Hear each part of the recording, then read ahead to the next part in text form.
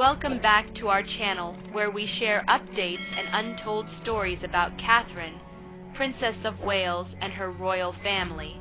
Today we bring you some news. King Charles grants Prince Edward new royal role to support Prince William's reign. The British monarchy is undergoing a significant and deliberate transformation as it adapts to the political, social, and economic realities of the 21st century. The royal family is restructuring its responsibilities and roles, with the heir apparent Prince William actively participating in the process. This is occurring during the first years of King Charles Roman III's reign. Certain individuals referred to a series of high-level discussions about the Crown's long-term operations as a Balmoral summit. The discussions were conducted to formulate a definitive strategy for the Crown's long-term operations. The objective of this initiative is to enhance the efficiency of the monarchy, increase its financial accountability to the public, and improve its capacity to address unforeseen issues while preserving the historical continuity and constitutional functions that define the monarchy. The Prince of Wales and the King have devised a plan to consolidate public representation tasks around a select number of senior working royals. This strategy is essential to the ongoing reconfiguration. This strategy has resulted in increased visibility and accountability for Prince Edward, the Duke of Edinburgh, in public life. He has assumed additional responsibilities formerly managed by other family members. This purposeful modification has rendered the public personas of Prince Andrew, the Duke of York, and Prince Harry, the Duke of Sussex, more formal. Sources suggest that these alterations have engendered significant discord among the family. This narrative examines the reasons that prompted the reorganization, delineates the components of the proposed framework, traces Prince Edward's ascension to a pivotal position, analyzes the reactions of those whose official responsibilities were diminished, and contemplates the implications for the future of the monarchy, a monarchy at a crucial juncture, the inception and the imperative for transformation. The concept of a reduced monarchy has existed for an extended period. King Charles Roman III, formerly Prince of Wales, advocated both publicly and privately for a royal lifestyle characterized by a reduced number of senior royals undertaking the majority of official responsibilities. Royal advisors and speakers often expressed a preference for a reduced number of working members, each with a more well-defined job. This would be more cost-effective to maintain and simpler to convey to a contemporary audience that often scrutinizes inherited status. This preference was attributable to two factors. A more compact senior team, mostly composed of those closest to the throne, would align more closely with public expectations about expenditure and the influence of hereditary rank in contemporary democracies. It was contended that allocating resources to the sovereign and their direct successors was both rational and defensible, given they are constitutionally essential to governmental functions. Secondly, assigning all duties to the individuals next in line to the throne aimed to clarify constitutional obligations and enhance the institution's comprehensibility for both domestic and international audiences. Both arguments underscore a basic administrative principle. The monarchy's legitimacy depends equally on perceived effectiveness and integrity, as it does on historical precedent and ceremonial continuity. Although this had been a long-standing aspiration, a succession of destabilizing occurrences in recent years transformed it from a contemplated alteration to an imperative need. In 2020, the Duke and Duchess of Sussex choose to relinquish their roles as senior working royals, so ceasing their participation in official public engagements. The departure not only resulted in a diminished attendance at events, but also impeded the ability to engage with patrons, promote charitable causes, and interact with younger and international audiences where the Sussexes had significant popularity. Their subsequent very public critiques of the family and the institution exacerbated tensions among individuals and contributed to a narrative of internal discord that the monarchy has had to address publicly. Simultaneously, the events surrounding Prince Andrew prompted widespread belief that the crown was experiencing a significant reputational crisis. Following his widely condemned television interview in 2019 about his associations with convicted sex offender Jeffrey Epstein and the subsequent legal lawsuit in the United States, it became politically and reputationally untenable for the prince to continue representing the monarchy in public. In January 2022, Queen Elizabeth Roman II took a significant decision to relieve him of his military and regal responsibilities. This effectively terminated his public presence on behalf of the family. This formal withdrawal demonstrated the danger of retaining senior family members who behaved improperly or associated with individuals detrimental to the crown. It also indicated that damage to the reputation of one member might result in systemic danger for the crown. Public expectations were evolving broadly, not just due to particular occurrences. Media coverage has grown more intrusive and instantaneous. While social media has fostered a more skeptical populace and amplified dissenting voices, the monarchy's role as a taxpayer-supported symbolic entity is increasingly disfavored by citizens who prioritize justice, representation, and value for their expenditures. Debates concerning the sovereign grant, which finances official royal duties, and disagreements over the maintenance of royal residences, contribute to the notion that a modern monarch must validate public support by demonstrating their contributions to the common good, fiscal responsibility, and beneficial actions for the populace. Administrative changes occur due to both political and cultural factors. They include not only cost reduction, they also involve altering the crown's social contract with a diverse and sometimes skeptical populace. The first part of 2024 exacerbated all existing pressures. Reports said that both the King and Catherine, the Princess of Wales, were diagnosed with cancer, necessitating a temporary cessation of their formal duties. The health issues incapacitated two of the monarchy's most significant figures simultaneously, therefore testing the resilience of the remaining functioning royals. The brief yet significant absence of the sovereign and the Princess of Wales exerted considerable pressure on other officials, particularly Queen Camilla, the Princess Royal, and the Duke and Duchess of Edinburgh, to maintain the demanding schedule of events, investitures, and representational duties that ensure the institution's visibility and efficacy. The experience demonstrated that a diminished team was inherently weak, highlighting the need for a more robust and adaptable core of senior royals. In this perspective, the restructuring may be seen as not just a policy decision, but also an operational need. It was essential to ensure the institution's continuity during instances of illness, crisis, or unforeseen disruptions affecting key personnel. The Balmoral Summit and Prince William's strategy. Consequently, stories emerged about a significant meeting held in Balmoral, the King's private Scottish estate, historically used for family gatherings and crucial confidential conversations. Individuals who document this series of discussions with senior members of the royal family and their advisors refer to it as the Balmoral Summit. In that meeting, Prince William purportedly presented a detailed strategy for the future governance of the monarchy.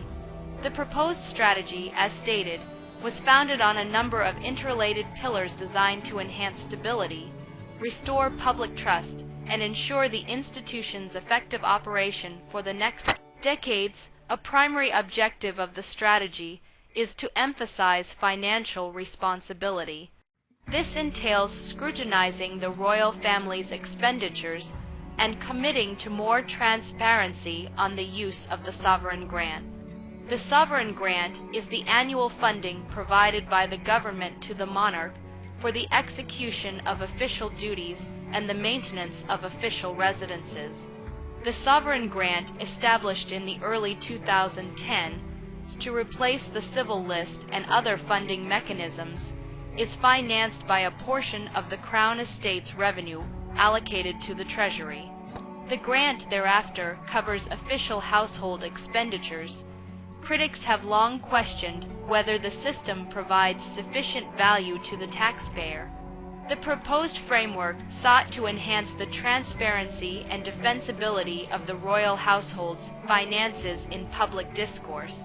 The Crown aims to strengthen its social contract with the British populace by clarifying the allocation of public funds and imposing more explicit restrictions on what constitutes excessive expenditure. Proposed measures under consideration including enhanced public reporting of expenditure categories, a more stringent justification for using royal palaces for commercial or personal use, and an evaluation of whether structures should be maintained by the public. Certain advisors have discussed the advantages of juxtaposing a household's financial reporting with that of other public entities and enhancing the granularity of disclosed accounts to enable voters to discern the allocation of funds for charitable activities, ceremonial obligations, security, and property upkeep. Proponents of reform say that demonstrating a committed and systematic approach to financial prudence shields the monarchy from Republican critique and elucidates the symbolic and practical functions the monarchy fulfills for the nation.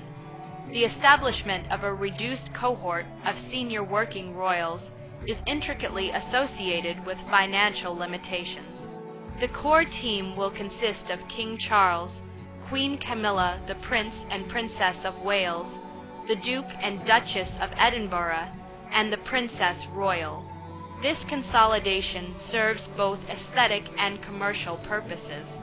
Imposing public responsibilities on these individuals would align public and philanthropic expectations and the financial backing of the sovereign grant on people who are heirs to the throne and possess constitutional obligations as the head of state.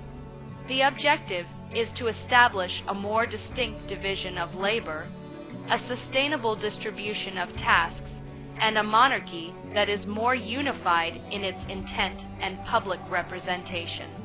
This means not just changing the scheduling and patronages of events, but also changing the way personnel are hired, the way households spend, and the way they communicate. A smaller corps allows press offices, travel logistics, and security preparations to take advantage of economies of scale. It also makes it easier to cycle roles among a limited number of experienced public workers. So the consolidation means that the royal household will have to reorganize its administration from the Lord Chamberlain's office to each private secretary to make sure that messages are clear and resources are used effectively. A third part of the plan looks to the future and talks about generational regeneration. In the later half of 2024 and beyond, Prince William is said to have put a lot of pressure on the need to introduce younger family members to public obligations in a careful and planned manner. The goal is to set up a system that will help the next generation, including Prince William's own children in the future, gain experience, public awareness, and an understanding of the duties that come with their positions. The goal of this careful planning is to make sure that the next king or queen is ready for the job, and that the monarchy is flexible enough to respond to changing public opinion over time. A crucial part of putting the plan into action hinged on getting all the senior royals to agree. The people who came up with the plan wanted wide support so that the reorganization would be perceived as a family-endorsed strategy for the long-term success of the institution, rather than as a one-time change. In real life, this generational approach includes a series of grooming phases, such as carefully planned public appearances for younger royals, taking on patronages in stages, being mentored by more experienced senior officials, and using official communications in a controlled way to get people used to them. The stated goal is to prevent rapid rises to fame that might cause extreme media attention and personal stress. Instead, the approach favors a slow acclimatization to public life. That kind of thinking takes into account what earlier generations have learned when scandals or personal problems happened quickly to novice royals, making them more vulnerable. The communications part of the plan is also quite crucial. The reorganization's goal is to create a tale of steady, real public service instead of one centered on celebrities. To do this, they will improve their relationships with the media, engage in proactive storytelling about their philanthropic work, and use new digital channels more effectively. This strategy calls for more uniform messaging throughout the homes of the senior royals, and a coordinated approach to how official outlets handle public events and personal news. This lowers the chance that internal conflicts or sensationalist news will get more attention from the public than the goals of the organization. The rise of Prince Edward, duty, choice, and planned advancement. The continued rise of Prince Edward is one of the most obvious results of the reorganization approach. In March 2023, King Charles gave his younger brother the title Duke of Edinburgh. This was in line with what their late father, Prince Philip, had wanted for Edward. Before this promotion, many thought of Prince Edward as a less important member of the family's top echelons. But since he and his wife Sophie, the Duchess of Edinburgh, got the Edinburgh Dukedom, they have become very important to how the monarchy works in public. They are perfect candidates to take on more official obligations since they always work hard, stay out of trouble, and are always eager to do a variety of tasks. Giving Prince Edward more responsibilities was both practical and symbolic. In practice, it filled the holes in operations that were left by the Sussexes' departure and Prince Andrew's retreat from public life. The choice was portrayed as a reflection of the ideals that the reorganized monarchy wants to project: responsibility, a preference for quiet service over public debate, and a dedication to public outreach and charity work. The court circular, which is the official record of royal engagements, has shown a clear and continuous rise in Prince Edward's public appearances and duties since 2020. This shows that he is intentionally and steadily taking on more work. Prince Edward's history helps explain why he was a popular choice for this new job. His extensive history of doing humanitarian work, his reputation as a hands-on supporter of groups that help young people education and business, and his real-world expertise administering patronage work have all helped him get the job. His marriage to Sophie, who had a long history of doing good things for others before becoming a royal, makes the pair seem even more like reliable public workers. People close to palace advisors say that Edward and Sophie were aware that this was going to be a difficult time of work. They were viewed as patient, organized, and temperamentally suited to a job that values stability in institutions above personal fame. Taking on important patronages, one important part of Prince Edward's new job is taking on many high-profile patronages. In the British royal system, patronages connect members of the royal family to charities, cultural institutions, schools, and sports organizations. A royal patronage is useful because it may assist an organization in collecting money, getting more attention, and getting an official endorsement that leads to new relationships. The transfer of patronages has two purposes. It helps the charities concerned keep their institutions going, and it gives the royal family a presence in sectors of public life that were previously represented by other family members. One of the most important transfers is the Royal Philharmonic Orchestra's sponsorship, which used to be under the Duke of York's authority. That support is now linked to Prince Edward and shows how long he has been involved with the arts and cultural concerns.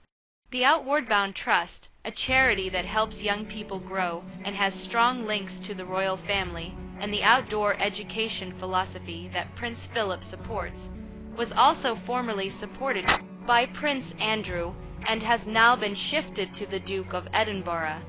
This change maintains the family's long-standing connection to groups that are similar to the Duke of Edinburgh's award and the royal family's other charitable work. Prince Edward has also taken on tasks that were formerly linked to Prince Harry. The reported transfers include jobs that help the Crown work with Commonwealth and sports organizations. His work with groups like the Commonwealth Games Federation and national sports organizations like the Rugby Football Union shows that his portfolio now includes cultural youth sports and international patronages. These transitions involve both logistical and ceremonial work, but they also have diplomatic and soft power aspects. For example, a royal who visits Commonwealth realms and supports international sporting bodies helps keep Britain's cultural presence strong around the world and strengthens the Crown's role as a symbol of continuity and common interest between former imperial and current constitutional ties. These reassignments were handled with an eye on keeping the institution alive. Charity leaders usually want royal backing to last, since it may change how much money they can raise and how visible they are. For organizations that were freed from scandal when their prior donors left a royal presence that is consistently impartial and quietly effective helps keep things stable.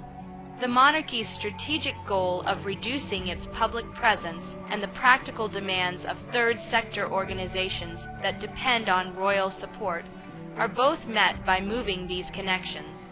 More public events. The Duke and Duchess of Edinburgh have been doing a lot more public work, both at home and abroad, to make sure the monarchy is always in the public eye. Their schedules have included state events, civic holidays, charity galas, investiture ceremonies at Buckingham Palace, and formal trips to foreign countries and Commonwealth realms. These kinds of tasks have several purposes. They let the Crown keep in touch with public institutions and volunteer groups, provide patrons a visible advocate, and let the monarchy be a stabilizing force in ceremonial and diplomatic situations. The Duke's public appearances during the King's time of less public involvement in 2024 were especially important. His constant presence in public reassured both local and foreign audiences that the monarchy could still fulfill its ceremonial duties and promote the country's interests overseas even when the King and other senior members were less active. In this practical sense, he was a dependable second in command and a model of the stable institution that the Crown wants to show. The couple's public approach is meant to be low-key yet still work. They often focus on local community-level activities like building youth centers, visiting hospices, and going to school events. These activities get constant human-scale attention instead of the headline-dominated coverage that more celebrity-focused royals get. That intentional decision helps to create a story of service and accessibility that backs up bigger efforts to improve the monarchy's image after recent problems. Taking up honorary military titles. One of the most important things that senior royals do is take on honorary military positions. Colonel-in-Chief, Colonel, and Honorary Commodore in the Navy are examples of these roles. They represent a long-standing constitutional relationship between the crown and the armed forces. They often involve attending military parades, presiding over regimental ceremonies and keeping morale high, and connections strong between servicemen and women in the monarchy. For people like Prince Andrew and Prince Harry, these jobs meant a lot to them personally. Andrew fought in the Falklands War, and Harry served in Afghanistan. So the fact that they were given new military responsibilities had both practical and emotional meaning. It seems that the redistribution of those positions has been done with care. Prince Edward has been given a number of important jobs, which shows that people trust him to be the crown's military leader in certain situations. He has held posts like colonel and chief of regiments with historical links to the royal family. In 2023, he was named Colonel of the London Guards, a new Army Reserve unit. The King gave Queen Camilla the Colonel of the Grenadier Guards, a high-profile regimental title that used to be linked to Prince Andrew. This is still true. The Duke of Edinburgh's military portfolio has grown a lot, filling in for his brother and nephew, and showing that he is now more important among the working royals. For soldiers and sailors, these appointments are more than just a ceremony. They show how close the crown and the armed forces are. The careful redistribution of honorary roles was meant to reflect that institutional continuity, while avoiding the idea that these titles may be used to reward or punish people. Officials at the palace have made it clear that decisions were taken to protect the dignity and morale of the regiments, and that these decisions were based on talks with military chiefs. A king who believes in himself and a shared vision. King Charles's choice to give his younger brother more duties shows both personal trust and a well-thought-out decision by the institution. People were proud and thankful when Prince Edward was given the Edinburgh dukedom, and when he was publicly supported in his duties. At the time, the title was given. Royal declarations underlined the Duke's commitment and dedication to the crown.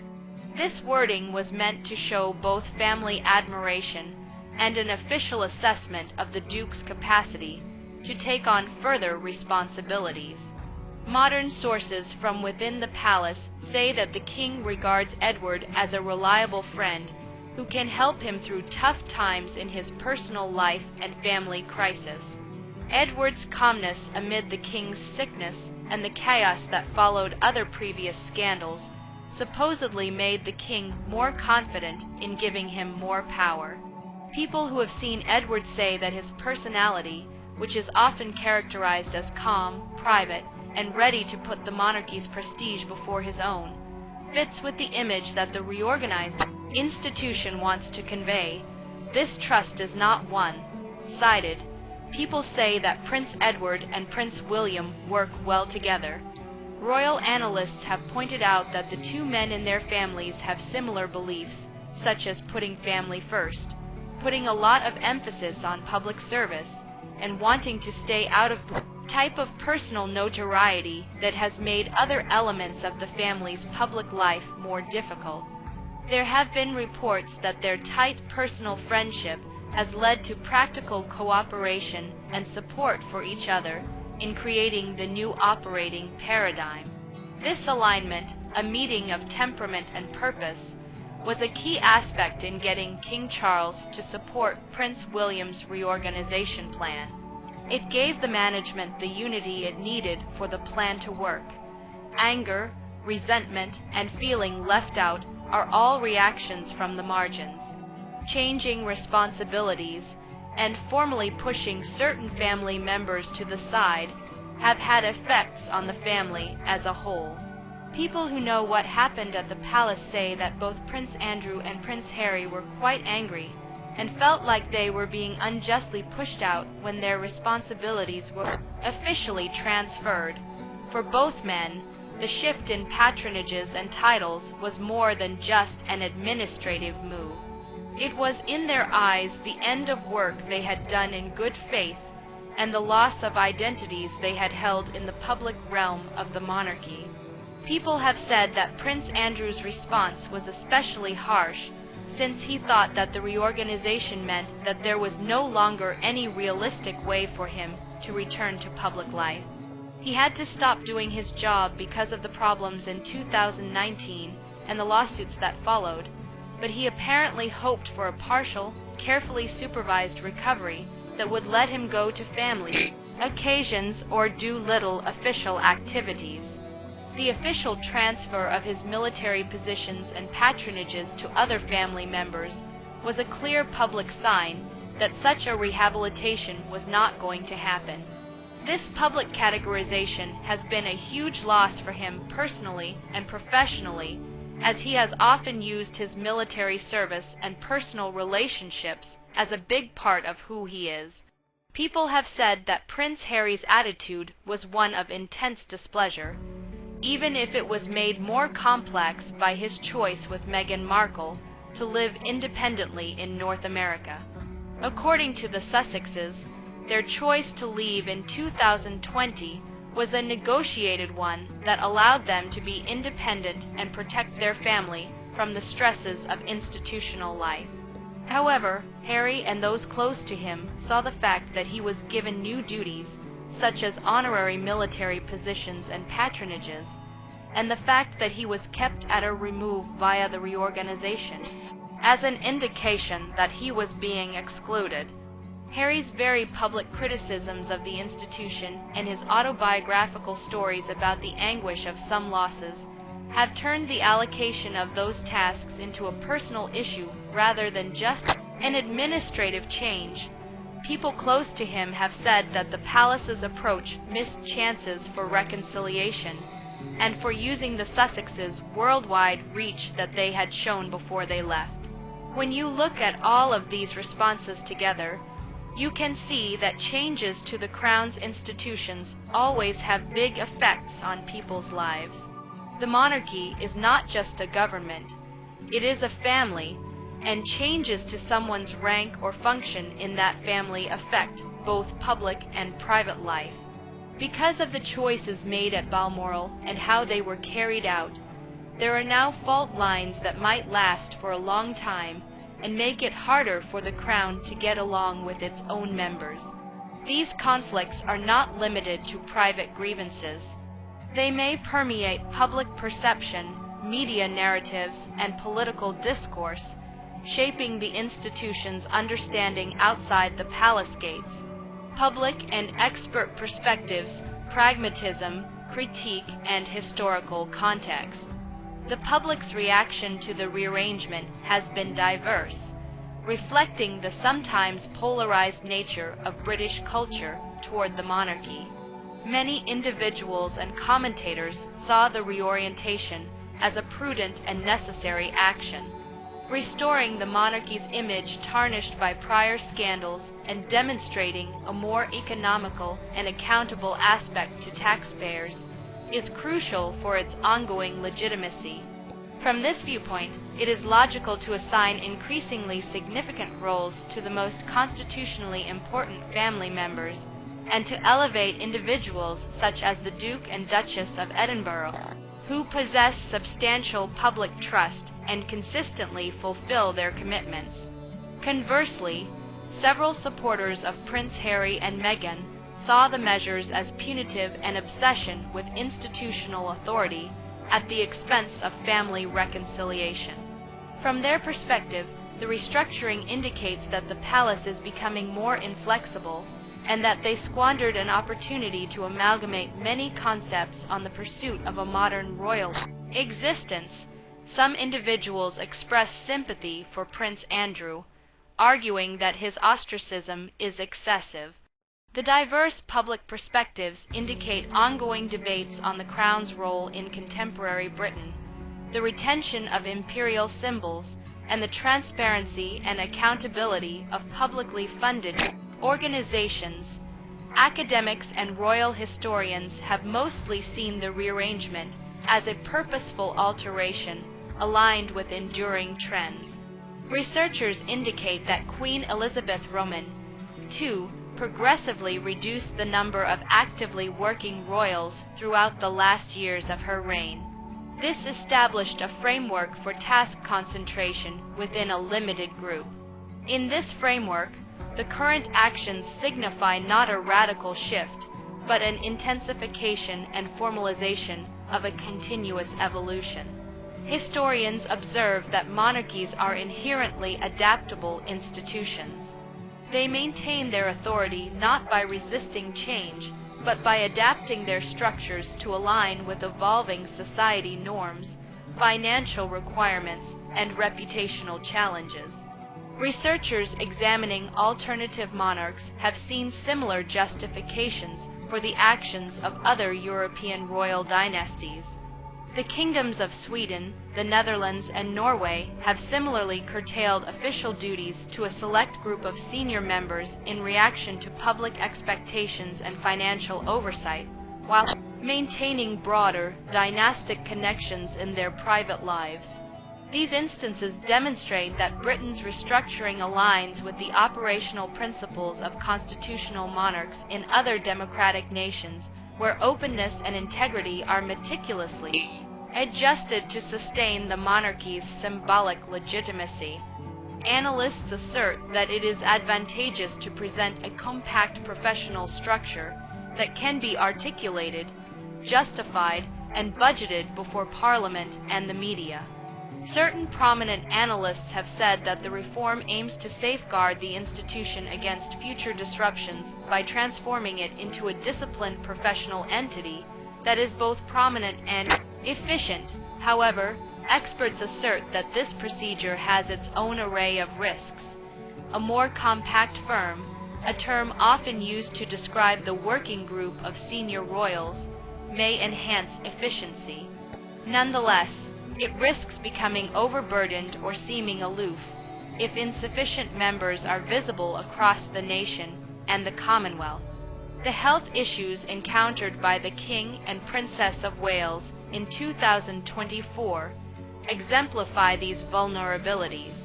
The temporary absence of two significant individuals imposed considerable stress on the remaining senior members, who were required to assume their representational responsibilities. Analysts underscore the need of developing contingency capabilities and a rigorously structured generational transition plan to avert instability. Besides its practical qualities, observers often highlight the Commonwealth's political sensitivity. When royals are seen as aloof or insufficiently engaged, it may precipitate constitutional challenges in regions where republicanism periodically arises. The choice of royals for Commonwealth visits the character of diplomatic engagements and the clear dedication to cooperative initiatives in sectors such as education, health, and youth programs all shape perceptions outside the UK. The individuals responsible for the restructuring must ensure that a select cadre of royals can adequately represent the intricate and frequent demands of a global network of connections. Media professionals and communicators emphasize the significance of controlling the narrative. When duties shift, the institution must reconcile its expectations with those of the public by providing a compelling rationale for the need of the adjustments. If not articulated explicitly, reassignments may be seen as vindictive, clandestine, or ineffectively administered. These narratives may undermine public trust as swiftly as scandals can. The efficacy of the restructuring depends partially on a sustained effort to explain its rationale, demonstrate the outcomes, and quantify its benefits to the public, whether via charitable impact, diplomatic gains, or enhanced operational efficiency, possible results, and organizational risks. The restructuring presents several potential trajectories for the future, each accompanied by distinct risks and opportunities. The optimal outcome for the policy is a robust and professional monarchy. The core team performs well. Public finances are clearly constrained. public approval is stable or improves, and a meticulously devised program for generational renewal ensures that succession is acknowledged and comprehended.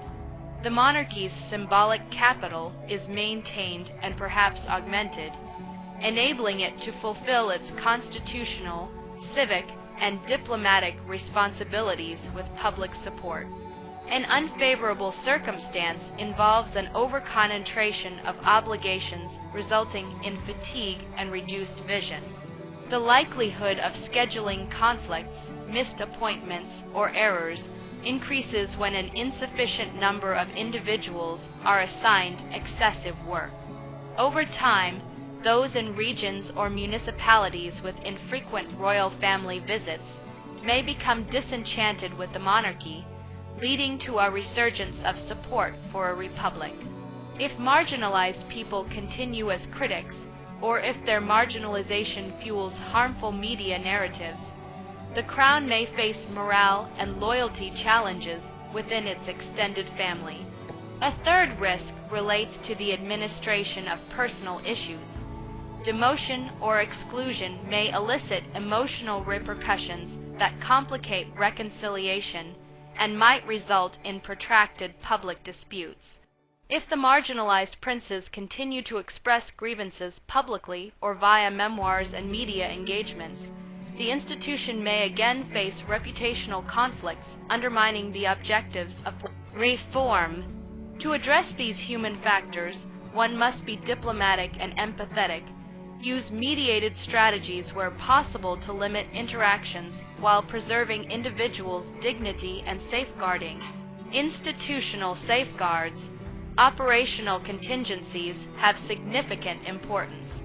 The company must provide funds for robust succession training programs, staffing models capable of temporarily substituting for senior personnel, and strategic planning that effectively distribute Commonwealth and international responsibilities to maintain good relationships.